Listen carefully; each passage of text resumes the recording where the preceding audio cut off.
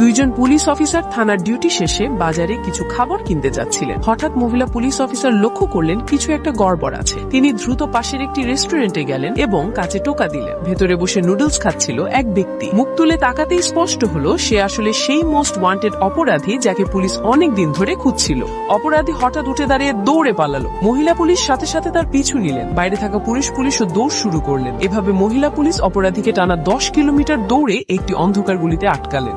এত দৌড়ে অপরাধী হাঁপিয়ে প্রায় অজ্ঞান হয়ে যাচ্ছিল। পালানোর আর কোনো রাস্তা না পেয়ে সে মাটিতে পড়ে থাকে একটি লাঠি তুলে নিল। লড়াই করার জন্য প্রস্তুত হল, কিন্তু মহিলা পুলিশের দৃঢ়তা দেখে ভয়ে হঠাৎ সে হাঁটু গেড়ে বসে পড়ল। ঠিক তখনই পুলিশও সেখানে এসে পৌঁছালেন।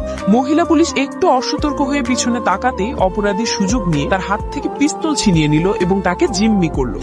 পুলিশ পরিস্থিতি দেখে হাত উঁচু করে দাঁড়ালেন। এবার দুই পুলিশ অফিসার চোখের ইশারায় পরিকল্পনা করলেন। হঠাৎ মহিলা পুলিশ দ্রুত ঘুরে দাঁড়িয়ে আসামির হাত থেকে পিস্তল কেড়ে নিলেন। একই সাথে পুলিশ এক লাথি মেরে অপরাধীকে মাটিতে ফেলে দিলেন। মুহূর্তের মধ্যে দুইজন পুলিশ একসাথে অপরাধীর দিকে পিস্তল তাক করলেন। আর এভাবে বিপজ্জনক সেই মোস্ট ওয়ান্টেড আসামি পুলিশের হাতে ধরা পড়ল।